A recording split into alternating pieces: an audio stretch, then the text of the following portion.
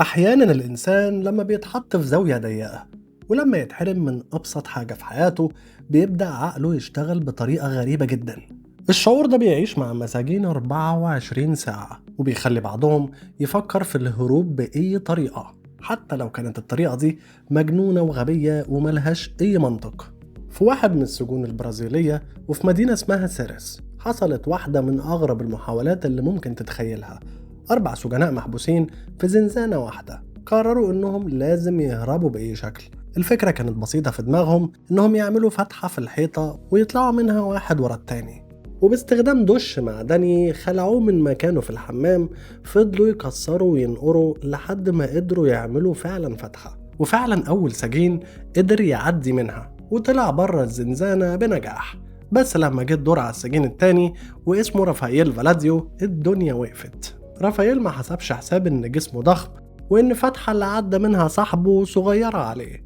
الراجل حاول ودخل نصه واتحبس، نصه اللي فوق بره ونصه اللي تحت لسه جوه الزنزانة، وزمايله حاولوا يزقوه ويسحبوه ومفيش اي فايدة، والموضوع قلب بكارثة.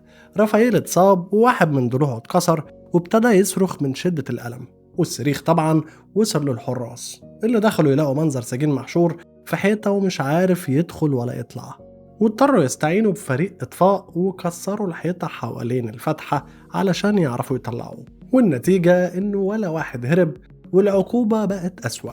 إما في المكسيك فحصلت محاولة تانية، بس المرة دي الغباء كان مضروب في 10. واحدة ست اسمها ماريا ديلمر رايحة زيارة خاصة لصاحبها المسجون. دخلت السجن ومعاها شنطة سفر ضخمة زي شنط المطار. الشنطة مليانة مستلزمات نسائية وهدوم وأغراض شخصية. خلصت الزيارة بتاعتها وهي خارجة الحراس لاحظوا حاجة غريبة. الشنطة شكلها منفوخ زيادة عن اللزوم وقرروا يفتشوها، وقبل حتى ما يفتحوا لاحظوا إن الشنطة بتتحرك. فتحوا الشنطة والمفاجأة إن السجين كان محشور جواها، وكان مخطط إنه يستخبى وتطلع بيه من السجن من غير ما حد ياخد باله. بس طبعا الخطة خلصت قبل ما تبدأ. إما في ولاية كنتاكي الأمريكية في سجين اسمه أندرو جوزيف ويلسون اتقبض عليه بتهمة محاولة اقتحام بيت وحيازة مخدرات. المحكمة حكمت عليه بحكم خفيف جدا، 20 يوم بس، يعني حرفيا كان على وشك انه يخرج. عدى 19 يوم وفاضل يوم واحد بس، لكن واضح ان الراجل مش مستحمل الحبس، وفي لحظة من غير اي سبب منطقي قرر يهرب. سرق شاحنة وحاول يطلع من السجن قبل ميعاد خروجه بيوم واحد، وطبعا اتمسك. والنتيجة بعد ما كان فاضل يوم زادت عليه سنين حبس زيادة. وفي سجن مقاطعة هاملتون في سجين اسمه كينيس قرر يعمل خطة عبقرية في دماغه وينتحل صفة سجين هيتم الإفراج عنه.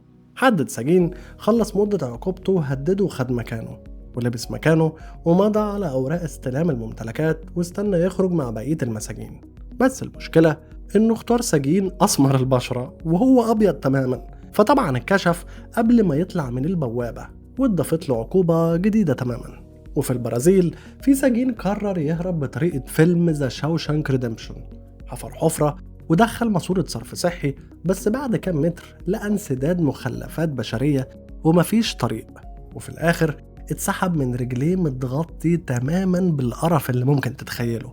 أما ويليام بقى ده سجين برازيلي اشتغل في مطبخ السجن وقرر يستخبى جوه برميل زبالة ويطلع بيه بره، بس البرميل كان صغير ووزنه تقيل. أول ما العامل شاله حس إن في مصيبة ولقى السجين جواه. وفي سجن لويس فيليب في 2 سجناء ربطوا ملايات وعملوها حبال. أول واحد نزل وفي نص المسافة العقد فكت، وقع من ارتفاع 6 متر واتصاب في العمود الفقري، وطبعا اتنقل للمستشفى. أما رونالدو سيلفا فلبس فستان وباروكة وكعب عالي وقدر يعدي من كل بوابات السجن، بس مشيته بالكعب فضحته، وفي شرطي شك فيه واتمسك. وأخيرا بقى السجين الأمريكي جيمس إدوارد راسل هرب وخبط على أول بيت علشان يغير هدومه. البيت كان بيت حارس السجن نفسه.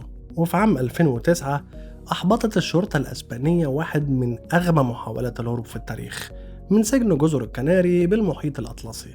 وخطة الهروب كانت مهيئة لإخراج مهرب مخدرات إيطالي معروف باسم خوليو بي، والخطة كانت من ضمنها منطاد طوله 6 متر تقريبا بيتم التحكم فيه من بعد. والمفترض إن المنطاد ده هيبقى شايل معدات خاصة للتسلق، ويبقى فيه نظارات رؤية ليلية علشان تساعد إن الراجل يهرب. وأثناء الهروب وبعد ما المنطاد بيعدي فوق السجن وبيرمي المعدات للسجين الإيطالي يستخدمها بقى علشان يتسلق الأسوار. بس المخطط كله فشل لما الشرطة مسكت المعاونين بتوع مستر خوليو ولقوا المعدات والمنطاد جنب موقع السجن، واتمسكوا هم كلهم، بخلاف الحكم على خوليو بعقوبة تانية.